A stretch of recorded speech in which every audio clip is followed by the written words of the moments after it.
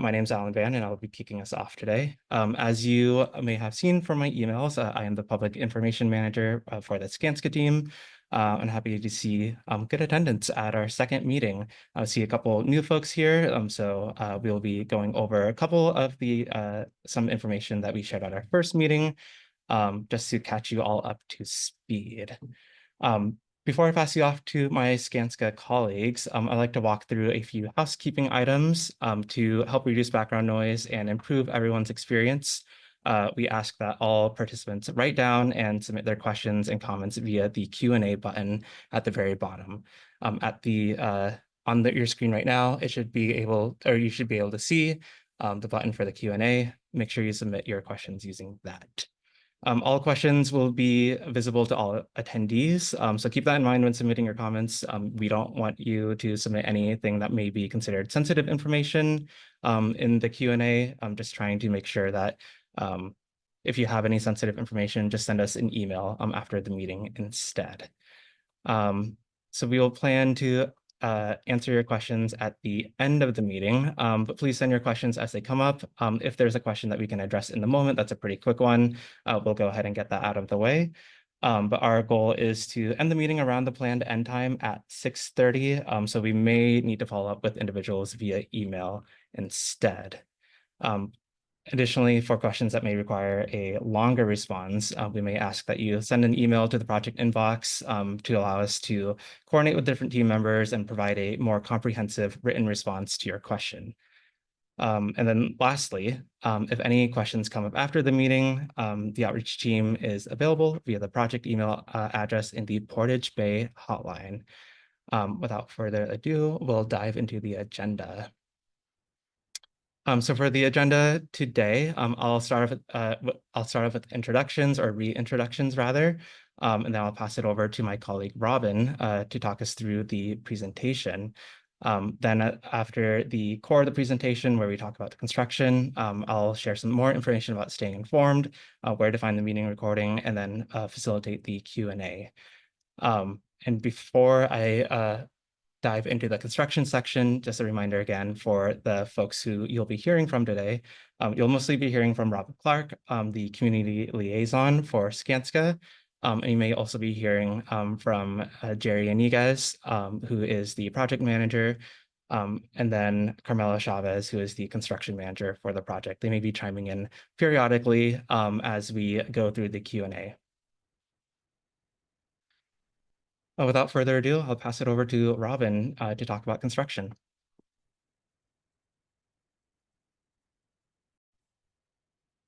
All righty. Thank you, Alan.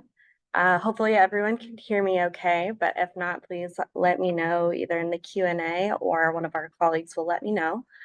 Like Alan mentioned, I'm Robin Clark. I'm with the Skanska construction team and I'm the community liaison. Couple recap items that Alan mentioned. If you have any questions as I go through the content of this presentation and this monthly meeting, please let us know and we'll get back to you throughout the meeting or towards the end of the meeting. And if there's any other information that we have to look into, if it requires some additional details, I help develop a lot of those responses by reaching out to some of my colleagues for information. So we may have to follow up later, but we just want you to know that your questions will be answered. And then just thank you for coming to our second monthly meeting. Pretty excited to be here. We're getting really into construction now, so we're really excited to go over our updates. So kicking off, I'm going to do a bit of a recap from what we talked about in our last meeting for some of the folks that may be new to our monthly updates. Give kind of a recap of our project, what we're looking at for the duration of construction, our overall project, and then we'll get into some of our more detailed items of what you guys can expect. So what you're looking at right now is our project map for the SR 520 Portage Bay Bridge replacement and the new Roanoke Lid construction project. In blue, what you can see are the two new Portage Bay bridges that we're going to be constructing in replacement for the existing SR 520 bridge. We'll be removing that 520 bridge, constructing the new ones, and we're also connecting the SR 520 trail It'll be a regional shared use path that you see in yellow, and it's going to connect on the east and west sides of the Portage Bay to kind of connect the Bill Dawson Trail, connect where we're putting our Roanoke lid, and connect some of these communities north and south of SR 520. On the west side, you'll see the lid with the orange and some of the yellow circle there with the call outs for new bike and pedestrian connections, as well as the upgraded overpasses on the lid over SR 520. That's going to be a regional shared use area with green space, shared use paths, and just again, those connections for bike and trail users. So now looking at the schedule, you can see a yellow star for where we are. Our overall project duration is from essentially now until the start of 2031. A couple of our main project activities are going to be the construction of the bridges themselves, the Portage Bay Bridge North and South, as we colloquially call them, just because they sit north and south of each other. Another activity will be the removal of the existing 520 bridge. We'll have the lid construction, some landscaping and urban aesthetics, and we'll have pile driving seasons, which is a big topic that we're going to talk about with you guys today. We're currently very early in our stages of construction, so obviously a lot to look forward to. And one of the big topics that we're going to talk about today is the work bridges that are helping facilitate the construction of the North Portage Bay Bridge and eventually the South Portage Bay Bridge. So we'll talk about that a little bit more later. Another element that I'll touch on later in our update is the design progress. We're pretty early in our design for this project. We are a design build contract, which means we have a portion of our design that WashDOT has provided us information for, but we have to facilitate more of those details, get into the nitty-gritty details, figure out how all of those elements work together in the bigger aspect of the project so that we can construct it and implement everything for you guys at the end of the day. So we're pretty early in that progress, and it follows a similar timeline to what you see with that North construction item, more in the 2024 to 2026 range. So we're still working through those design elements, and I'll talk about that more later. Jumping on the pile driving seasons, I want to emphasize those as well. We'll talk about that in the construction updates, but we do have several pile driving seasons that are going to occur over the course of this project. If you guys have been driving around SR 520 lately, you've probably seen our big pieces of equipment that have come out and started the pile driving activities, but those are some of those key seasons that we're going to be doing actual pile driving on this project. All right, so I'll go through a quick agenda here of some current construction activities, some upcoming ones, and then some broader look ahead ones. For current construction activities, and when I say current, we're really talking this November, maybe tying into December. For current construction activities, we're going to talk about the continuing use of barges for hauling our material onto the job site and for constructing those work bridges that I talked about earlier. We'll talk about some of our pile driving activities that are continuing throughout Portage Bay. And then we'll start talking about the tree and vegetation removal on the Boyer Hill side, on the west side of the project that we've kind of touched on the previous meeting, but we're going to start getting into the actual construction here in the near future. For upcoming construction activities, this will be in that December to January timeframe. So in the near future, but not quite happening yet. We'll talk about the continuation of pile driving, the continuation of some of our traffic impacts, mostly with flagging and lane closures across the project, the continuation of that tree and vegetation removal, and then some planned closures with the Boyer stairs on that west side of the project. And last, we'll talk about that longer term look ahead for planned activities. So this will kind of go 2025 and out on to the beyond of this construction project. We'll start it off with some wrapping up of the pile driving for the first season this April 2025.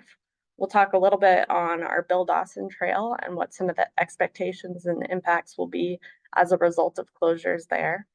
And we'll talk about some of the design progress as it pertains to the Roanoke Lid and what we're looking at with the 10th Avenue East and Delmar Drive East infrastructure.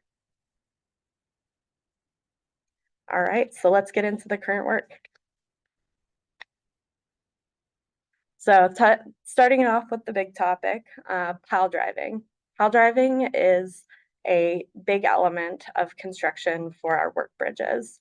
What you can see on the screen here, highlighted in green, are the two work bridges that we're building. They're temporary bridges made out of essentially steel and lumber that we're going to be building to be able to access the work areas.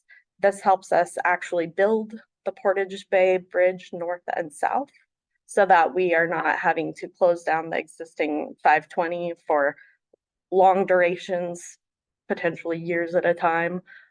This helps us avoid that and limit it to weekend closures here and there, and it reduces a lot of those types of impacts.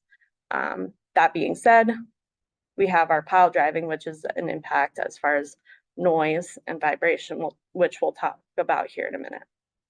So we did start our pile driving operations last week. We have essentially 2 barges out there right now, which you can see on the map. The orange stars are where those barges have started with large cranes, essentially. Those cranes are conducting the pile driving operations, and they'll be moving from those locations east and west throughout the first season of pile driving. We have around 700 piles to install over the course of this whole project. And touching back on our seasons from that schedule that I mentioned earlier, we have 6 seasons, but we anticipate probably about 4 of those where we'll actually be conducting the pile driving. And what pile driving is that impact work.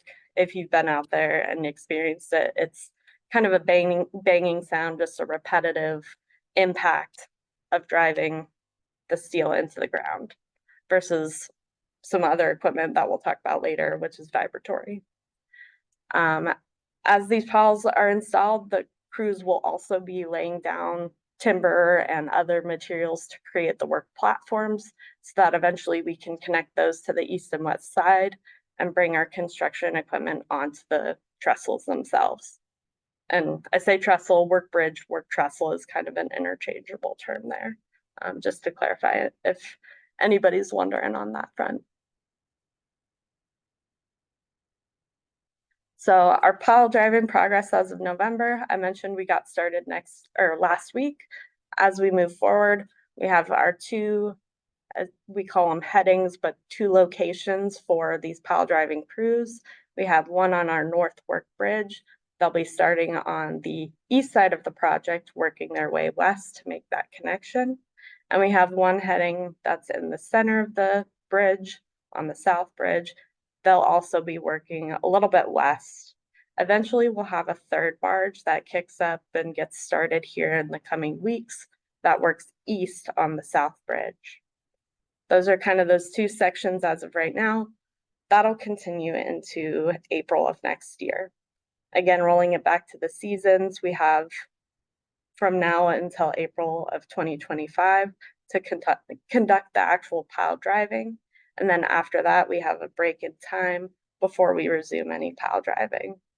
And with the tie-in to those 700 piles that I mentioned earlier, we anticipate this is going to be the most significant season of that pile driving. And we're trying to get as much of that completed this season as we possibly can.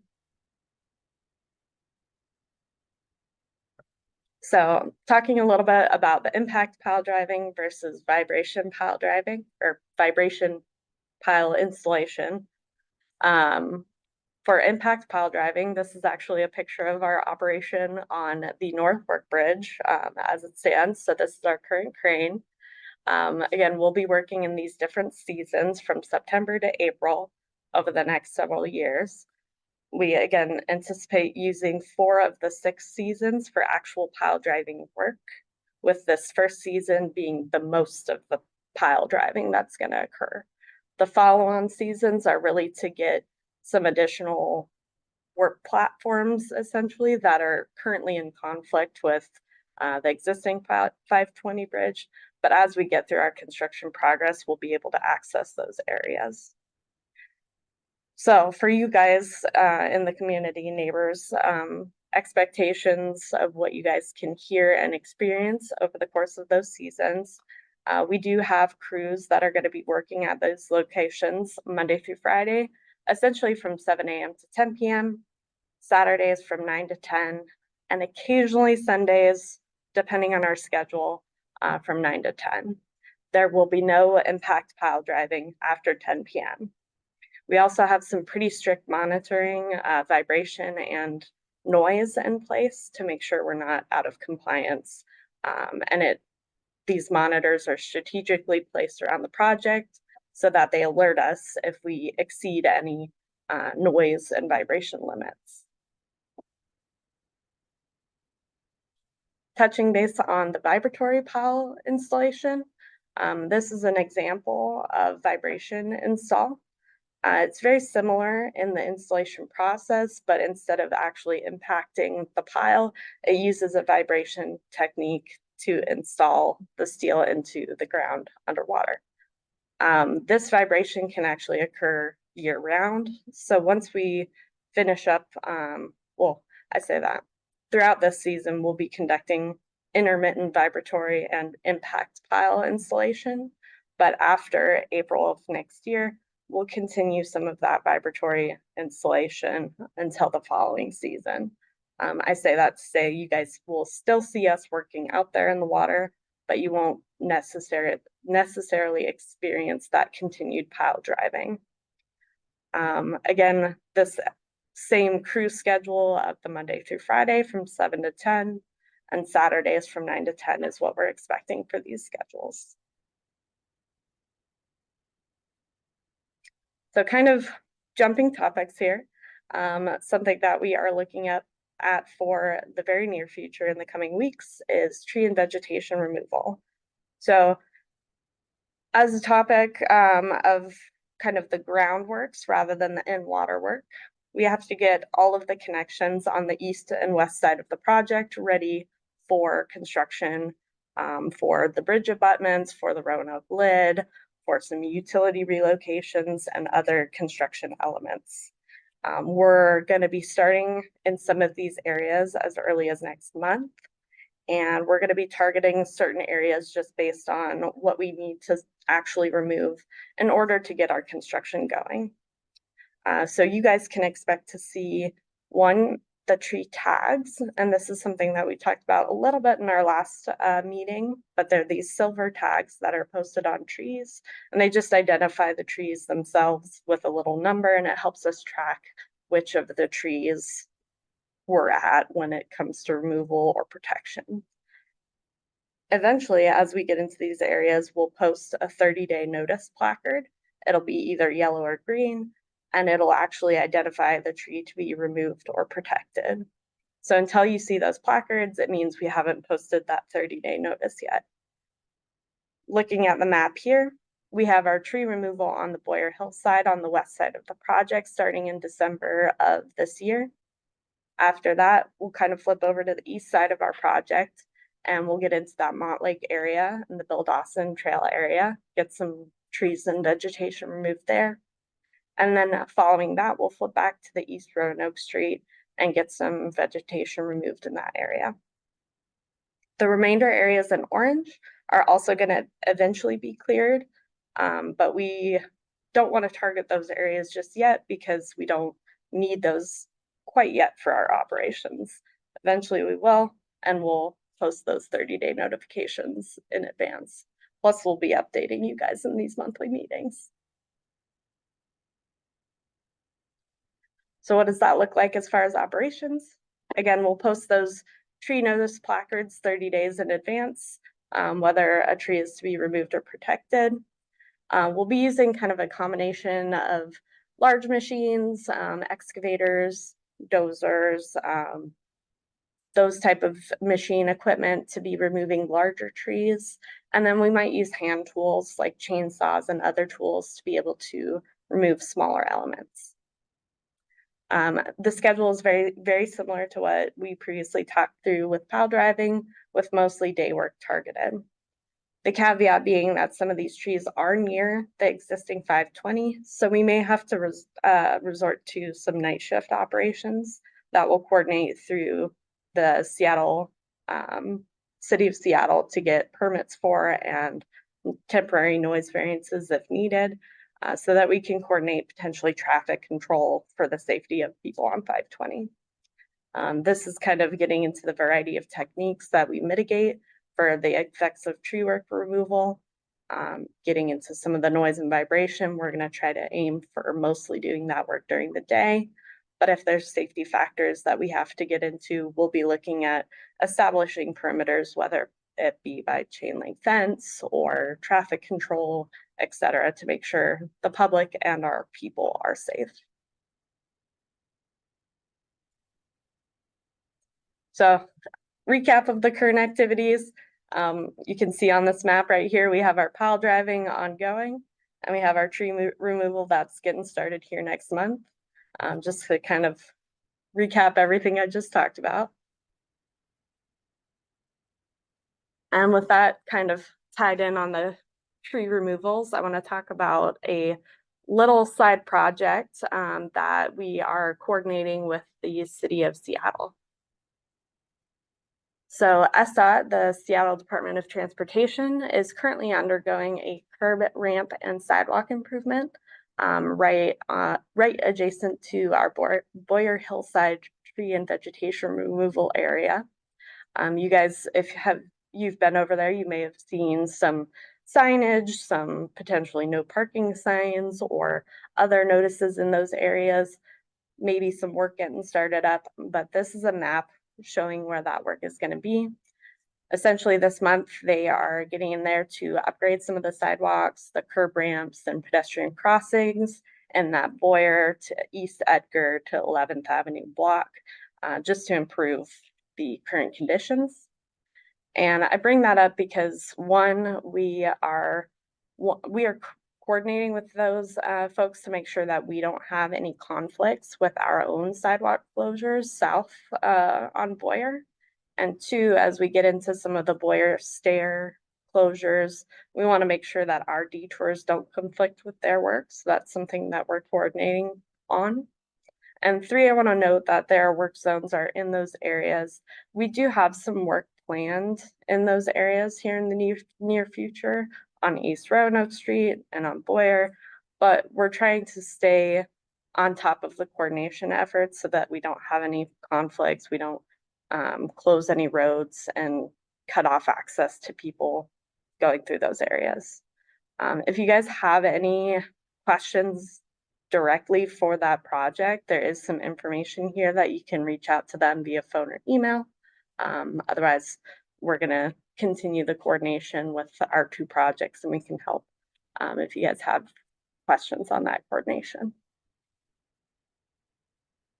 All right, jumping back to our project and the upcoming work. So getting into the upcoming work, part of the reason that we're focused on the Boyer Hillside for tree and vegetation removal is because we're going to be targeting this area for utility relocation. The utility relocation is focused on an overhead electric line and an existing water line in the area you see highlighted in yellow. This area, these two lines are currently in conflict with that North Portage Bay Bridge that we're going to be constructing. So we have to relocate them a little bit north of our project limits so that they're out of the way of the actual construction. This will also help with some of our lid construction and the removal of existing infrastructure. Kicking it off in January of next year, we are working with the Seattle Public Utilities to relocate their existing water line that is, again, in that yellow area. It'll be occurring from January to February, and there will be some periodic shutoffs, but SPU is going to be notifying any of the neighbors that might be directly impacted, any customers that might experience some shutoffs. They'll be in direct contact with those people to make sure you guys are notified. Similarly with the overhead power line, you can see on this picture, this is kind of a sidewalk view from Boyer Avenue looking south. That overhead line right there is a Seattle City Light overhead line that will be working with them to take down and underground essentially. So excavate and place it underground and place it off the limits of our project so that we're not in conflict with the construction. This work is scheduled to start in and about February of next year, similar to that water line relocation, and it'll be ongoing through September because it's a pretty complicated effort that we have to coordinate with them. Similar to SPU, SCL will be notifying anybody if there's any power shutoffs or any other impacts that customers and neighbors can expect. For all of these coordination or construction efforts, the treeing, clearing and grubbing, the vegetation removal, the utilities, and any other access related construction will have some minor impacts for traffic on Boyer Avenue. This would include some lane closures, flagging, potentially some sidewalk closures, but at this time we don't plan to actually close Boyer Avenue East. We're trying to maintain traffic, just might slow down here and there. And that would be to help us get our equipment in and out of the area, or maybe help load out some of the trees, etc.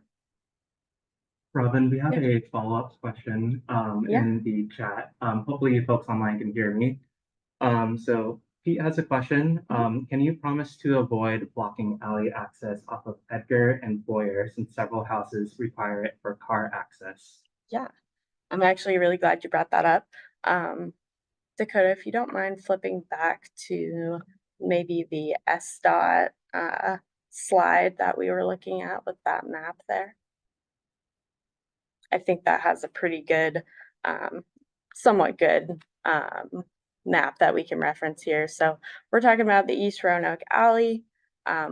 Yes, we are committed to avoiding impacts there. At this time, we don't have any planned closures for any alleys that would be cutting off access to homeowners. We've had a couple operations where we've had to close areas and temporarily flag through them. But something we do to mitigate that is typically we'll say a local access only closure, and homeowners can still access the area, but we'll have designated spotters or traffic control people that can assist you in getting to and from your home.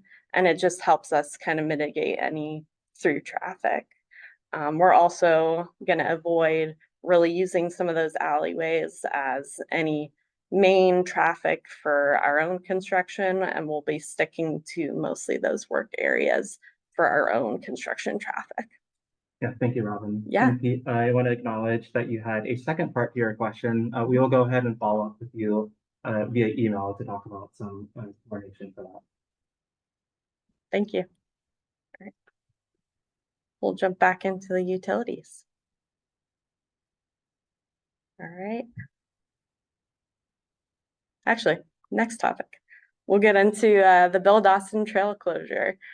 So one of the big questions that we've had kind of come up from you guys and from others that have reached out to us is the Bill Dawson Trail.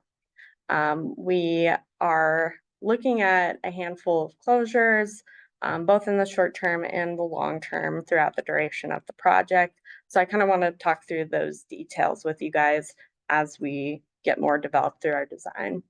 And I mentioned earlier that we are working through a lot of our design elements. So we don't have always 100% of the information as we get some of those fine-tuned details throughout our design process, but we'll continue to keep you guys updated as we get more details figured out. So starting with Bill Dawson Trail short-term closures, we do anticipate a long-term closure of up to 5 years that I'll talk about here in a minute.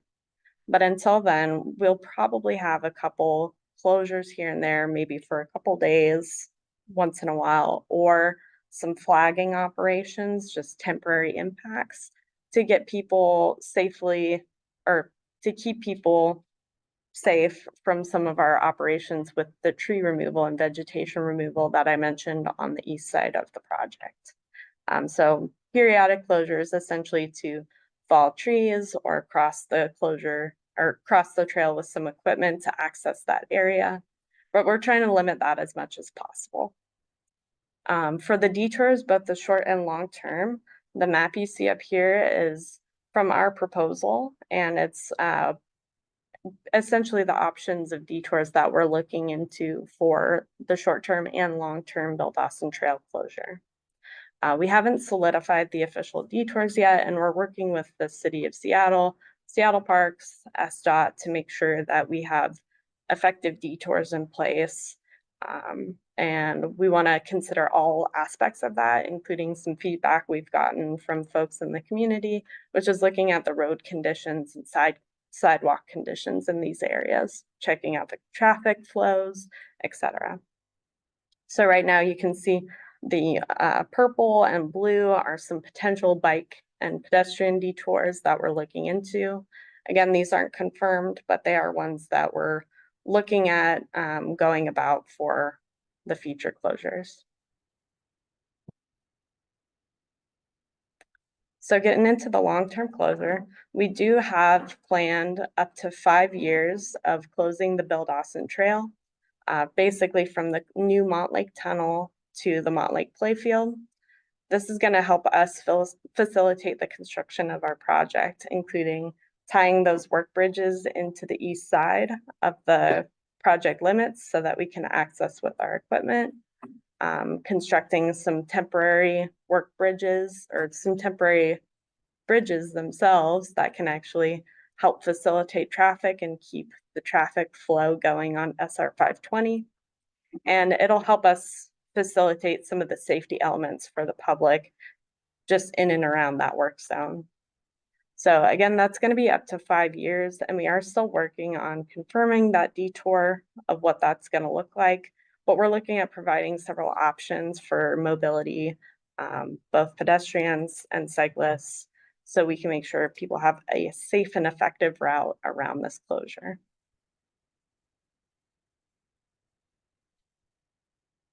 All right, I'm jumping into some broad overview of planned upcoming construction activities. These are some of our further out activities that I just want to talk through. Talking through the Roanoke lid. So between 10th and Delmar, as you saw in the first slide of our project overview, we're constructing a new lid that's going to be a shared use area, green space, shared use path for people to connect the north and south communities crossing over 520. A couple things with constructing the lid. We're going to have installation of piles and support structures, new foundations, new infrastructure, and in that we're going to be removing the current 10th and Delmar Drive overpasses. But to make sure that we're still connected with traffic so that people can still drive to and from the north and south East Roanoke community and the North Cap Hill community, we're going to be constructing essentially a temporary overpass during that removal period for the 10th and Delmar roadways.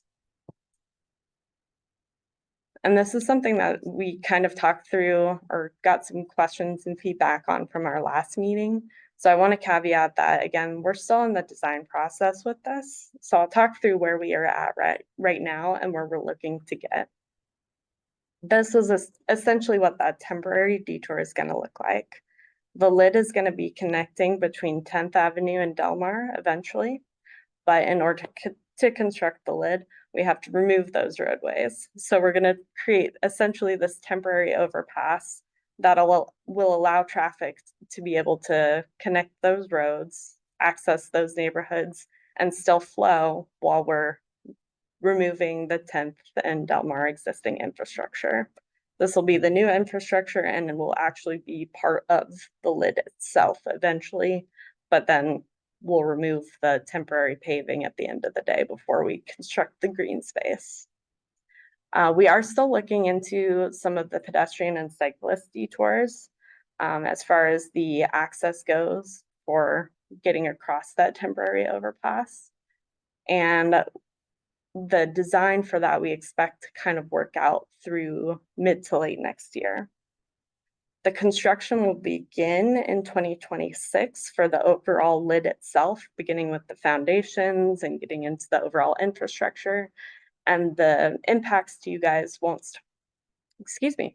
start until about 2027, middle of 2027, when we'll implement that temporary overpass and detour, and it'll extend until about 2029 when we remove it and get into the final lid construction.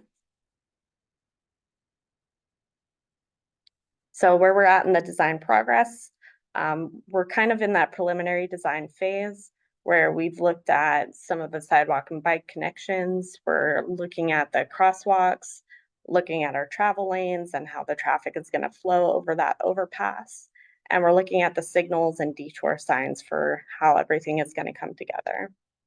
We still need to work out quite a few details on where the directions of travel will go for sidewalks, for pedestrians, and for bikers. The types of bike lanes, whether that's a striped bike lane or a shared bike vehicle lane. And then signal timing is another big one that we're working on. These are all elements that we take really seriously in our design phase because it impacts your safety, it impacts our safety, it impacts really the safety of everybody that's going to be utilizing that overpass for that 2027 to 2029 timeframe. So here's an example of what that might look like. Again, we're still pretty early in our design phase, but we do know generally that we'll have a designated pedestrian and bike detour from East Roanoke Street connecting south to the North Cap Hill communities. So we'll be able to provide pedestrians and bikers with access to and from those areas. And we're working with the city of Seattle to make sure those detours are all effective and we work out some of those safety details.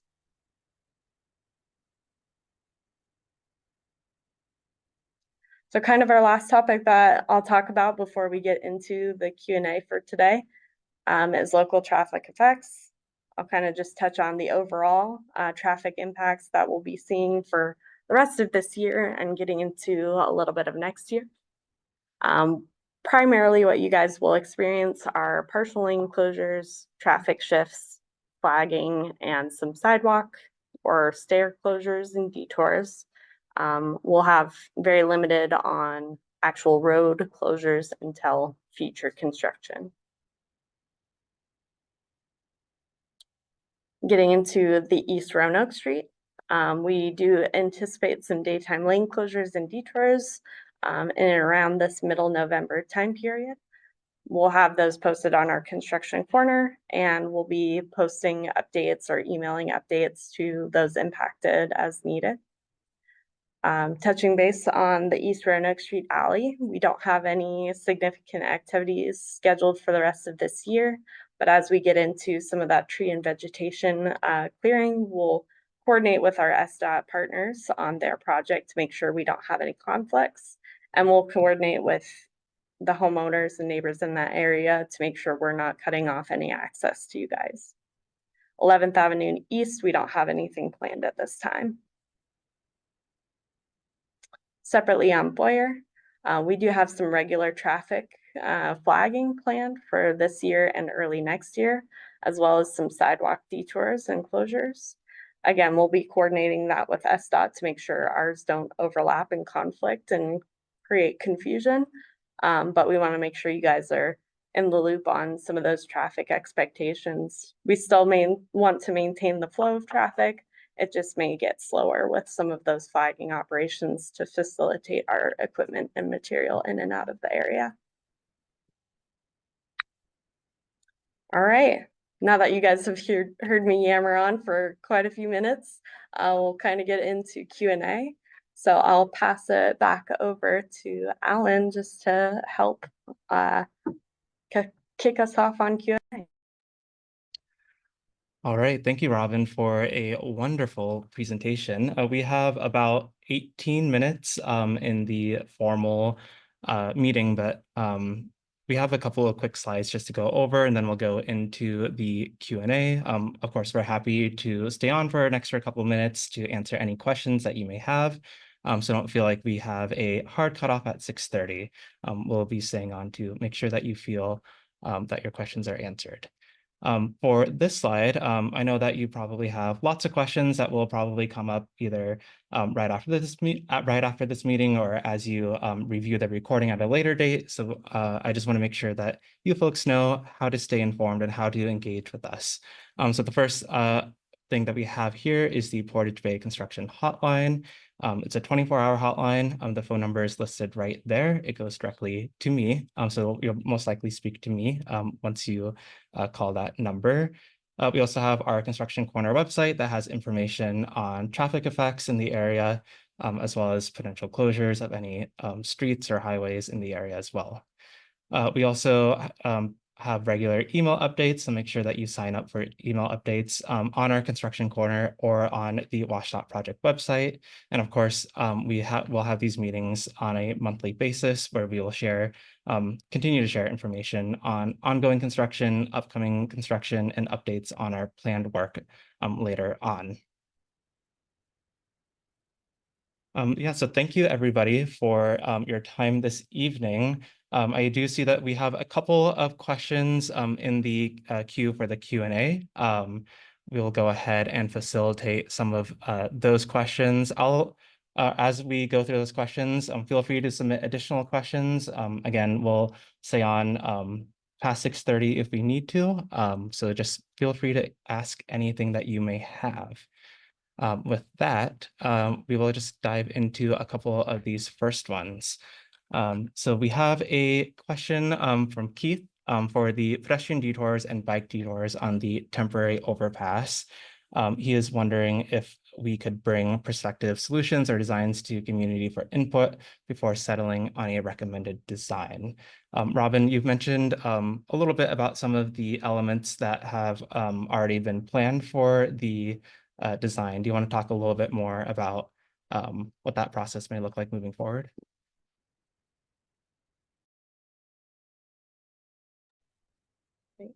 Yeah, I'll touch on that. And that's a good question. I have some details for the internal coordination. We have our prospective design that we've been provided from some early concept and what we've been receiving some feedback from the community, as well as some feedback from our partners at the City of Seattle.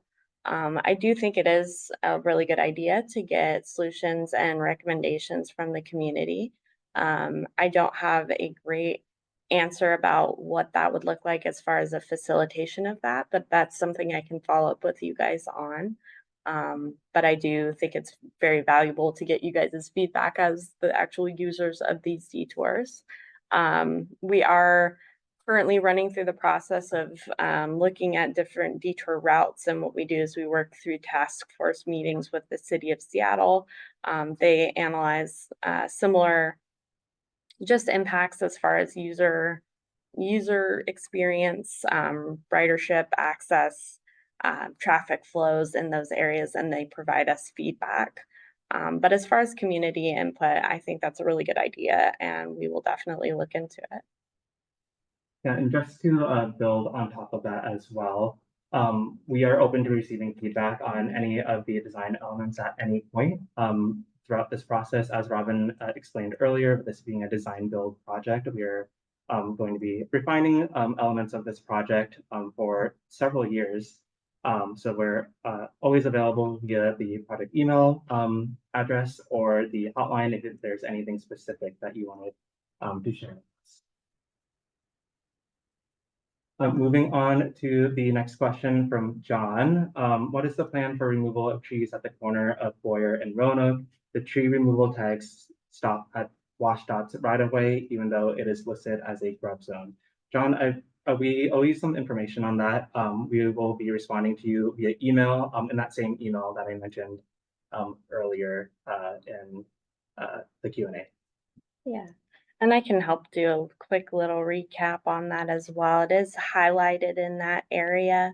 And we do expect maybe a little bit of clearing and grubbing, but most of it will stick to that washed out right of way. The tree identification tags, we're looking at the area in the Seattle right of way to see what we really need to remove as far as the utility relocates, because we're trying to limit our removals as much as possible. So there will be some removals within that area, primarily washed out right of way. But like Alan said, we'll get you some more information on that too. The next question is from Carl. Will the stairs on Roanoke Street be reopened? If so, when? Yes, they will be reopened eventually. This is part of our long-term construction efforts and really the landscape architecture urban design schedule. So we will be closing them for the majority of the project, I would say. We're constructing a new set of stairs in place of the current stairs. And I would anticipate those probably opening in late 2030, early 2031. Just kind of a general timeline on that. Great, thanks, Robin. The last question that's in the queue is from Keith. Is the traffic revision on Harvard Ave at Eastlake Ave part of prep for this project? We might have to flip to a map for that one to make sure I am looking at the correct spot.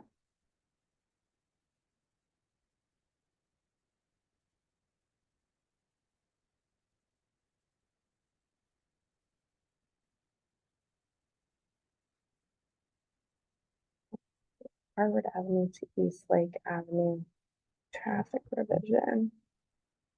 I suppose I might have to double check on that to make sure I'm correct in my location of where we're talking for that. We are doing some work in the Harvard Avenue area. We're working on the Harvard Avenue Trail in that whole area.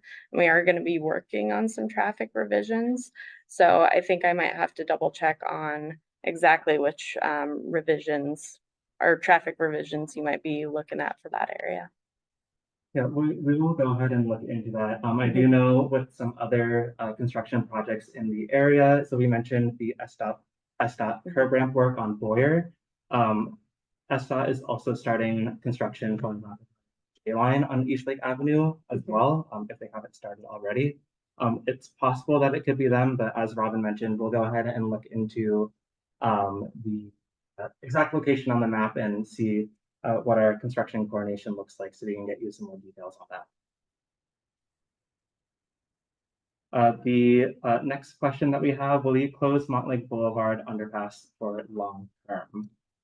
Yes, I'm gonna make an assumption the Montlake Boulevard underpass, we're talking about the new tunnel there that Graham just constructed as part of the Montlake project.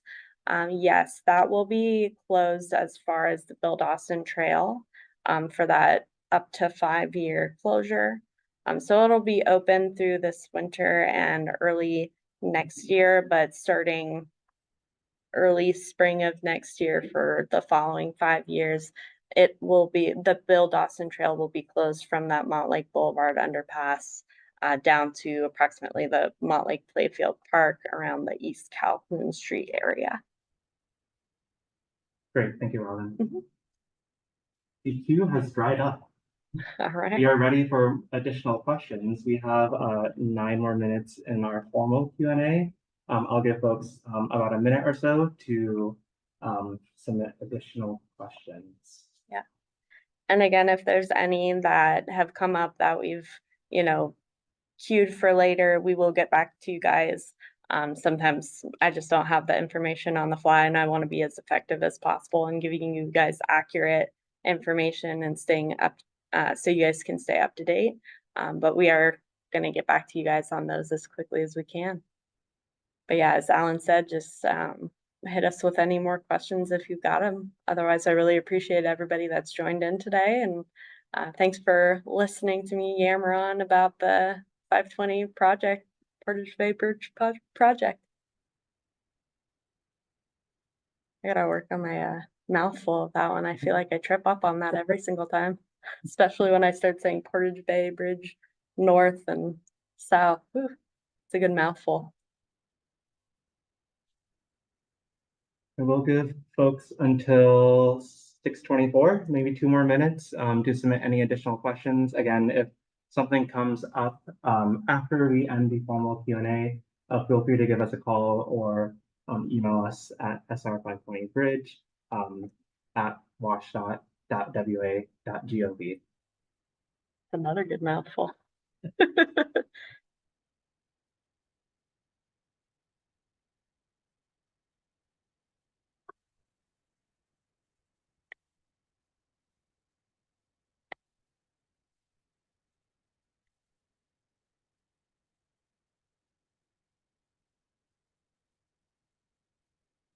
Not seeing any additional questions here. It looks like we've also dropped in attendance as well. So just for the sake of everybody's time, we can go ahead and end the formal Q&A. There is an additional slide that I just wanted to cover really quick with the location of the meeting recordings. So we will be posting the meeting recordings on the Washdot Project website. So if you want to share this with your friends or family at another point, make sure you click on the related links tab for the materials. We'll have the PowerPoint presentation, a recording of the presentation, all housed in that area for now. Once that is uploaded, we'll make sure to send an email update out to you folks so you know when it is ready. With that, thank you everybody for your time this evening. I hope you all learned something new. And we look forward to connecting with you again, either via phone, email, or at our next meeting in December. We'll be sharing dates and times for that via our email updates soon. Right. Thank you, everybody.